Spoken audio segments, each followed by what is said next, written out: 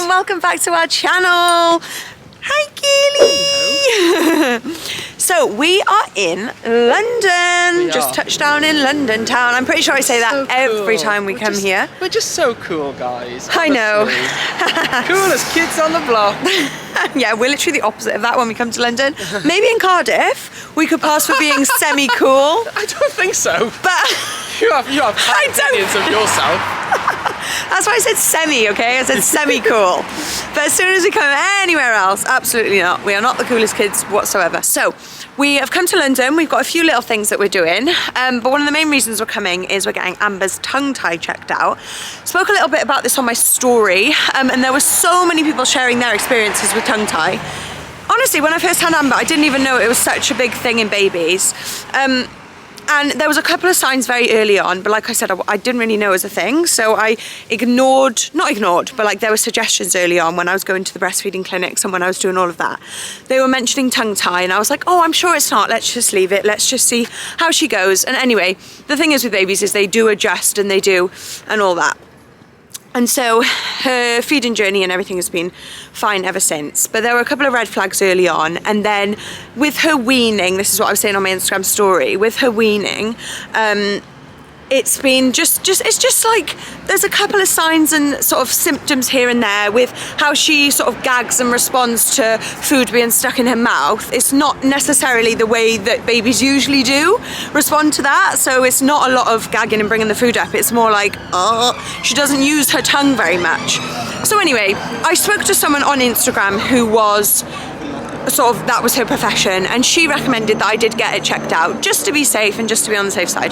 So we thought we'd make a thing of it. We come down to London, see James's brother, have a nice little trip, and get it checked out. So that's where we're heading to in a little bit, isn't it? Yeah, so we're here a couple of hours early, so we're just going to find a coffee shop or something, have a chat. That's where we're going. It's gorgeous weather. That's where we're going, see people in there with their babies. Oh, where? There? Oh, yes. Well, that's very smart, isn't it? Very smart little office. Everything's smart around London.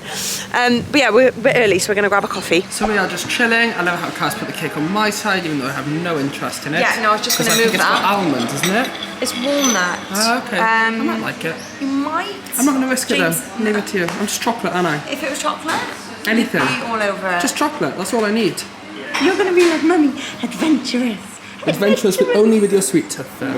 Oh yeah. Oh yeah, of course. Gosh, yeah. Yeah. I love how the infamous guest bag has made an appearance. I feel like we haven't seen it in a while. We haven't seen it in a while. No. So I feel like you never pick up on anything. Okay. But you do appreciate the guest bag. I appreciate the guest bag. It's like your little bit of brandedness, you know? It is. It's it was a my luxury. £80 guest bag, guys. And I've looked after it and I've worn it. You have. You have made the most out of this. I have. It looks so smart though. I know, it's almost got like a Louis Vuitton vibe with all the Oh, I know. I'm obsessed with the Louis Vuitton rucksack, as I was telling James the other day. Then I looked had a hint for Christmas. Price and nearly fainted. Right, I think if you saw the price, you'd also faint. I'd have to remortgage the house. Yeah, but at the same time, I'm like, oh, seeing as I've looked after my guest one, do I invest? I don't know, but I do love it, and it looks good as new. That does. It's honestly, you have looked after it so well. Cracking. Maybe you can pass it on to Amber one day. Pass on the guest bag. I think that's what you do with a designer one, a Louis Vuitton. The £80 guest bag can. I still feel like you can, yeah. Pass it on.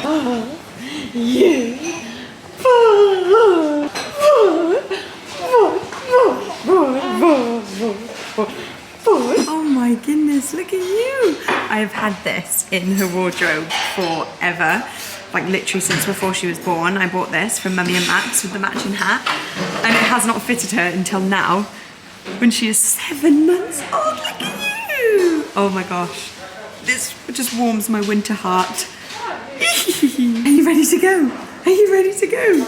You are all snugged up. That goes over her clothes as well, so she is super snug, ready for this cold weather. We are just going to pop to Sainsbury's because we've got to pack extra nappies. Yeah, my bad. I was on duty for baby clothes packing and I remembered all the clothes, all the cute outfits and forgot the nappies. So we are walking to the appointment now. So it's run, I thought I'd tell you guys a little bit about it because I think it's such a good setup that they've done. It's run, so we were referred by someone called Rockabye Reflex, which is separate from the clinic that we're going to today, but she's just a great Instagrammer with so much good information on there. Anyway, so I spoke to her and she referred us to the clinic that we're going to today. But basically I thought it was such a good idea for a clinic. It's run by the page, I think it's Gentle Birth and Beyond, I'll pop it up here. But basically what they do is it's a clinic where it's donation based, so it means that no families are turned away, because obviously on the NHS there are waiting lists, and with going private obviously it costs a lot. So this clinic was set up to essentially allow anyone who wants to get a tongue tie checked out or needs the tongue tie procedure for it to be done at this clinic. And so yeah, it's done on a donation basis. So if you can afford to donate, you can. And they, like in the email when you confirm and everything, they give you the ref amount that you would usually pay for an appointment, which is around 150 to 200 pounds, which is really expensive, obviously, as all kind of private appointments are. But it's expensive because obviously of the highly trained individuals. Exactly. Oh yeah, no, it's like obviously worth that value. They're expensive to run, aren't they? That's the thing. 100%. Yeah. The value's there. It's expensive, but no. That's just how much things it costs. Yeah, I'm not like, oh my god, so overpriced. Yeah. That's how much things cost. And it's an hour and a quarter appointment. It's a big thing, like for to be able to, you know, have that. Anyway, so I think the fact that we can go, and then obviously we will be paying and donating, and then it allows other families who can't afford to pay that to be able to go and to have to pay nothing if they can, you know, if they need that checked out and need to make those appointments. So I just think the whole organisation, the setup is amazing, and they have amazing, quite selfless kind of use of time. It is. They just take the donations to kind of pay for the clinic. Yeah. You know, there's not going to be any profit that's really made and stuff. No.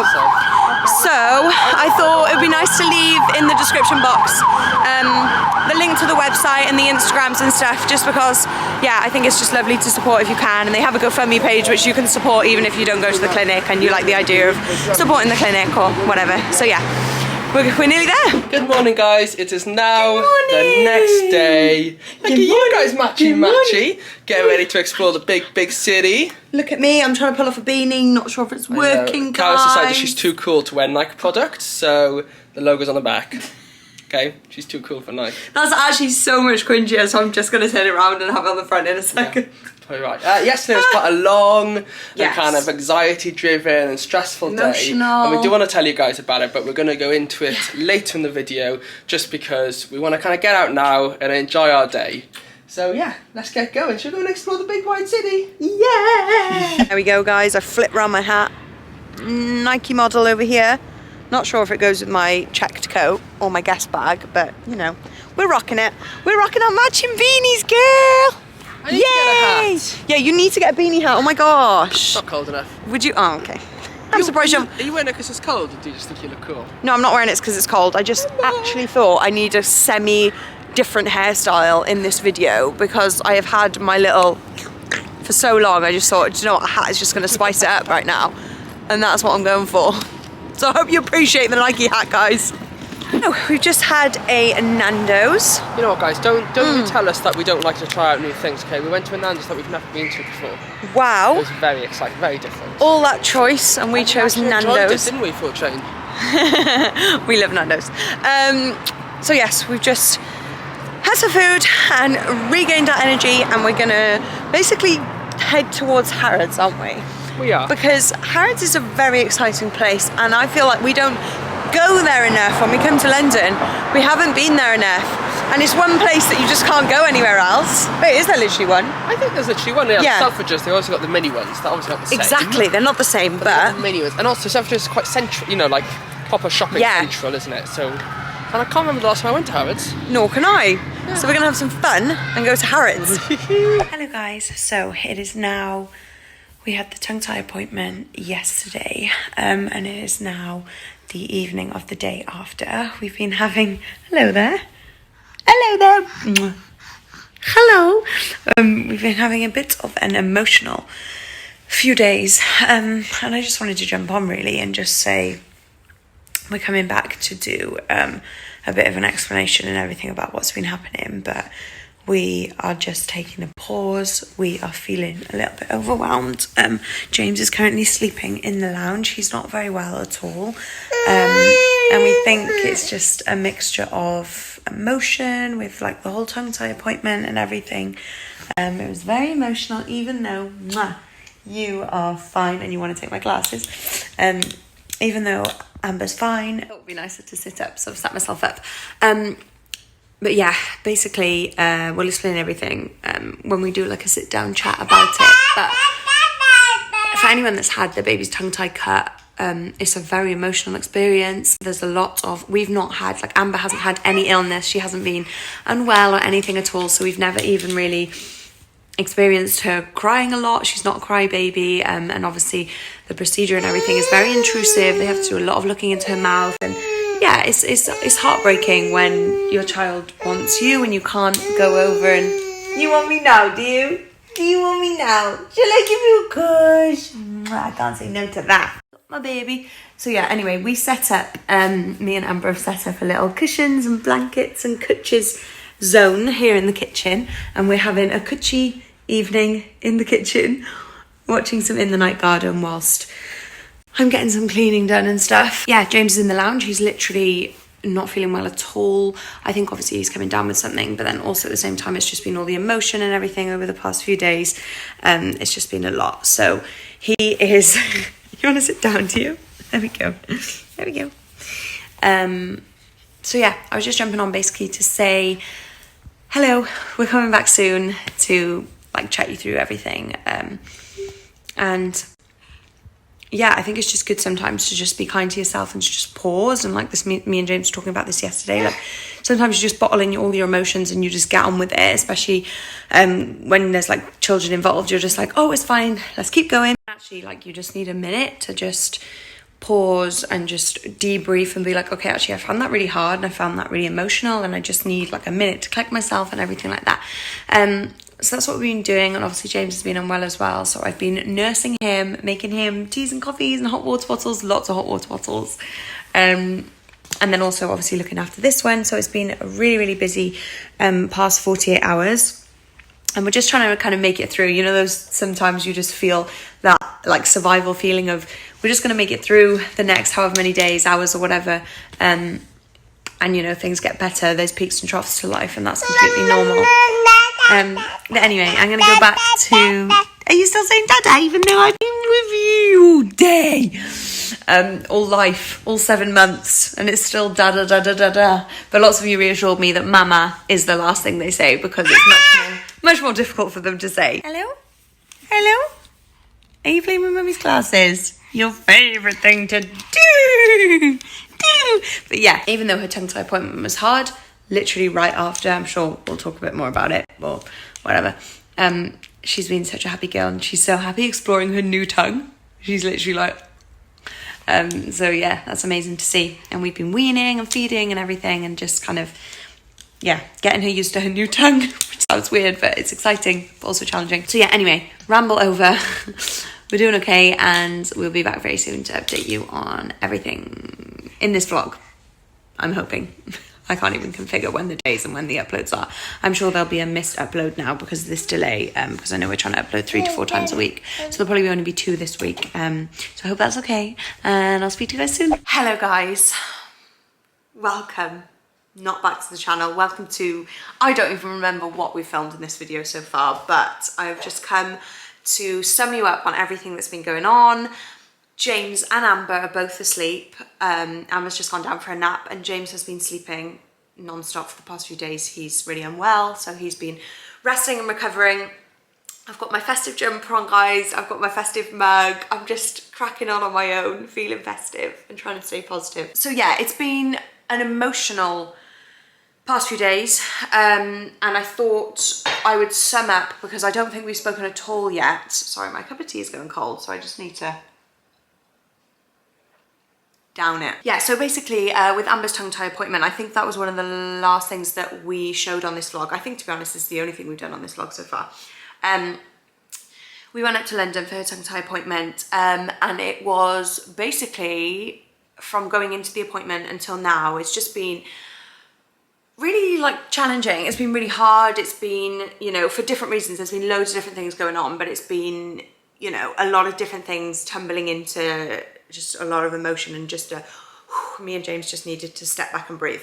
So I thought what would be good and what would be helpful would be to read out. So I basically compiled all the information about the tongue tie appointment and everything like that into some stories for my Instagram, which kind of addressed all the situation and kind of answered the typical questions that I was getting about the whole situation. I thought you guys might have similar questions, so I thought it would be cool to just read out the stories as I put them up, because I wrote them in kind of my way, and also you guys know how much I ramble and talk, and if I try and think back now to a few days ago, I will just get myself on 50 million trains of thought and I will never get the sit down chat done before Amber wakes up. So, tongue tie update.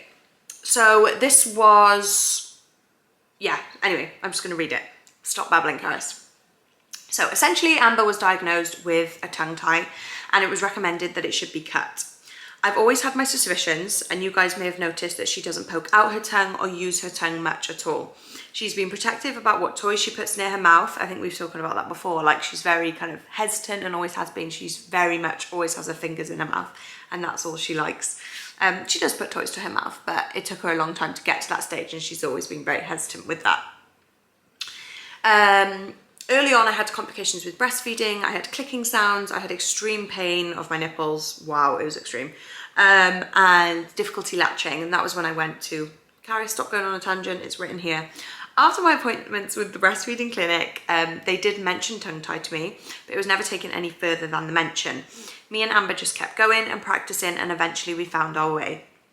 Now looking back, I wish I'd known about tongue tie myself and gotten it checked out then. And that's definitely something that I'll be doing with future babies, is getting tongue tie checked if there's any signs or anything very early on, because once you've had a baby that has a tongue tie cut at an older age, you do not want that to happen again to another baby. Any baby having a tongue tie cut is emotional, but especially a baby at an older age, they're a lot more aware. It's just very difficult. Anyway, so because of her tongue tie, she had to adapt her ways of feeding and doing things, and I'll explain what that means on the next story. Basically, over time, she adapted and has been a great feeder and sleeper, and so we didn't think anything of it. Once we started weaning was when I thought something was wrong, because although, again, she was trying to adapt in her own way to eat and chew foods, she wasn't using her tongue to gag and bring foods out that was stuck in her mouth. I think I spoke about this before when I was talking about weaning.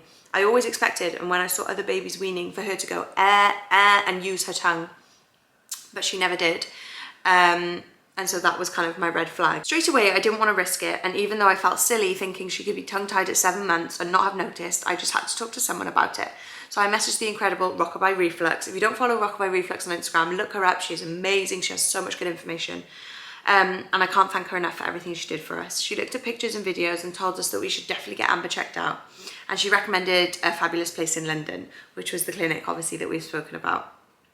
So this story is pretty much about the clinic, but I'll read it anyway. We visited the clinic run by the amazing Carmel, the Gentle Birth and Beyond, gentle_births_and_beyond if you wanted to look them up on Instagram. This isn't sponsored or gifted. It's a private donation clinic, which means no family is turned away. When you book an appointment, they tell you the average price of that sort of appointment and you pay what you can. Families aren't able to pay can still be seen. It's magical. And the staff there are the kindest, loveliest, most selfless ladies. As soon as they started assessing Amber, they could see that there was a tongue tie. She didn't respond to certain things with her tongue in a way that babies are meant to. One of the craziest things to us was the amount of tension that Amber had in her tongue and cheeks. Long story short, because of all the ways Amber's had been compensating for not being able to use her tongue, she'd essentially been using her cheek muscles instead. Every time she feeds, she had to suck in her cheeks and grip on using her cheeks instead of having the support from her tongue. This is why her cheeks are very puffy and hard, and we often have people comment on how cute and chubby her cheeks are, but when they made us feel them and assess them properly, you could tell that they were very hard and they were actually muscle/tension in her cheeks. When they explained this to us, I wanted to cry. The thought of her using all that effort and adapting without even complaining or being fussy made me very emotional. She's such a happy, content baby, but all this time she's had this restriction in her mouth, which must have been so frustrating for her at times. I even still get emotional now, thinking about it, because I think it's just the fact that she's such a happy baby and she's so positive and amazing. It must have just been very hard for her sometimes to be using her mouth in that way, and for it to have caused her all that tension. And right when we first went and they were trying to assess her originally, her mouth was so tense and her cheeks were so tense that they couldn't even assess her tongue, like they couldn't even get their fingers in her mouth, not because she was like pulling away or anything, but because they literally couldn't like move her skin and her tongue and stuff. It was so much tension in there, and that to me was heartbreaking. Obviously it was never anything that I could see day to day. You know how much I look at Amber, you know how much I'm with her, and it was never something I could see or notice, because, you know, babies have chubby cheeks and it's cute.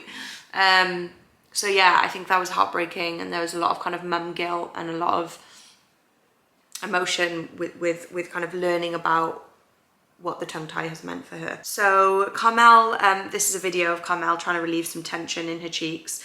There was a lot of tension, so it meant, oh yeah, I just told you about that. It meant that they were struggling to get inside her mouth, and it was uncomfortable for her and very sensitive around those areas. Me and James kept singing songs and trying to keep her happy. It was amazing to see the difference, even a short period of time with them relieving the tension. She started opening her mouth more.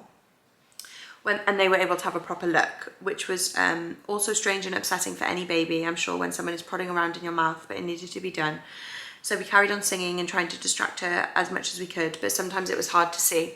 So yeah, it was really hard for anyone, again, that's had a baby maybe slightly older or even younger that's had a tongue tie assessment. It's never nice for a baby to have these rubber gloves in their mouth, looking around their tongue. Babies don't know what's going on, we can't explain things to them, and so it's emotional, and they're also looking at me. So Amber was looking at me, she's only just started reaching, and so towards me, for saying, you know, basically in her own way, like, pick me up, you know, mummy, help me. And yeah, I'll get emotional again if I think about that, but you know, there were times then when it was really hard, and I think because it's such a prolonged appointment and it goes on for so long, there's just a lot of emotion that stays in you. And yeah, I think it affected James as well a lot more than he was expecting. Then she was able to have the actual procedure done, which was incredibly emotional, and she was reaching up towards me for a cuddle. Me and James stood together, hugging each other, squeezing each other. Probably, well, I was going to say probably the worst, 100%, I was going to say probably, but I'm 100% sure it was the worst 30 seconds that me and James have ever experienced in our life. But it was very short-lived. It was only 30 seconds, but it felt like forever. Me and James squeezed each other, and boom, it was over. Soon she was past me, and she resettled in a couple of seconds, and she fed straight away, which was so amazing and so emotional. One of the things that I was really, really nervous about when we were discussing the tongue tie was that a lot of the time babies can struggle to feed after, not because of the pain, but because they've suddenly got this tongue and they don't know what to do with it, and they can sometimes have to go through therapy to relearn how to, like physical therapy, to learn how to refeed and to redo all the things that they were doing before. So when she latched straight away, I was almost in floods of tears, and her eyes were like rolling back in her head. She was like, oh my God, I'm so happy to be here with my mum. Yeah, oh my God, I'll cry again. So stupid. No, it's not stupid. I hate it when I do that, when I like cry a little bit and then I'm like, oh, I'm so stupid. I'm not stupid, I just love my baby. And I really miss James as well. Because he's not been well, and I'm not used to not having him around, which again I would finish that sentence with, that's so stupid. And that one maybe is a bit more stupid, but yeah, I just miss having my partner to like talk to about things every day, you know. I still got Amber, she's my partner, but she can't understand a lot that I'm talking to her about. I'll finish my stories. It was amazing. And after the feed, she was like a new baby. It was like all the tension had been drained, and she was doing this bouncing thing, which she'd never done before. And they said that when they have a tongue tie, I'll just elaborate on this point. When they have a tongue tie, obviously there's a lot of tension within the mouth and her cheeks and everything, and it can pass down through the whole body. If you've been watching our vlogs for a while, you'll probably know that Amber's like quite a sat upright baby. She's struggled with rolling, she's struggled with things before, and she's a very kind of like sat proper baby. And we're not 100% sure, but obviously that could have been contributed by the tension that was in her body, just kind of keeping her more upright. Again, it's never made her fussy, she's never complained about it, she's enjoyed it. She's an extremely happy baby, but it was amazing to see literally like 2 minutes after her tongue tie had been cut, she was doing this bouncing thing, and she was like, her legs were like, if you have a baby, you probably know that they'll do that anyway. And when the health visitor came, she was like, oh, look out, because she needs to start doing this. Like, it's kind of a natural thing that all babies do. When you hold them like in front of you, they kind of bow their knees and like bounce. And Amber had never done that. She was very straight. She was very, you know, very cushy, very happy again. Like there were no sad symptoms. It was just, you know, maybe that tension was holding her in that way. And straight away after she had it done, she was like bouncing up and down and like her legs were, and it just made me so happy that, I don't know, I just felt like all the tension had come out, and like ever since she's been like rolling loads more, and like she's way more flexible, and like, I don't know, she just feels like a whole new free baby, and like even happier than she was, even though for 7 months she's been the happiest baby anyway. And yeah, and then the last story was just about how grateful I am to the people, to Carmel from Gentle Births and Beyond, and that amazing clinic, and Faye from Rockabye Reflux for not making me feel silly for thinking these things, for trusting my mum instinct, even though I say I maybe should have done that from the start, but to be honest, I didn't have that instinct about tongue tie because I didn't know tongue tie was a thing. When it was mentioned to me, I really thought that tongue tie was extremely, extremely rare, and it was kind of one of those of like, oh, we'll definitely know if she's got tongue tie. I'm sure, you know, the health visitors will pick up on this, or people will pick up on this. I'm not blaming anyone else, honestly, I'm not. If I only blame myself, if anyone. But yeah, babies can have all different varieties of tongue ties and show different symptoms and everything. So it was absolutely no one's fault that it wasn't picked up earlier, but I'm just so thankful that when I did come to Faye from Rockabye Reflux with my worries, it wasn't like, oh no, she can poke her tongue out a bit, she's fine. It was like, oh no, actually there's lots of signs here. And in the end, you know, she did have a tongue tie and it did need to be cut, and it's been a really positive experience for us overall. And then just an update on what's happening now. So like ever since then, Amber's been really great. So she needed a little bit of like Calpol and pain relief for maybe like the first 24 hours afterwards. She wasn't particularly upset. It was just when she was latching and feeding was giving her a little bit of pain. I just think because obviously where she's had the tongue tie cut and she was latching, she was having to open her mouth a lot more, a bit wider. So it's kind of like any kind of wound thing. When you like extend it or whatever, you know, when you've got like an ulcer and you open your mouth too wide and it's like, oh. So that really helped. And then ever since then, like I said, she's been like a new baby. She's so happy, and the overall experience for that was really, really positive for us. There's still a lot of exercises that we need to do with Amber to help encourage her to move her tongue. She's not used her tongue for 7 months, so she's not going to start just going.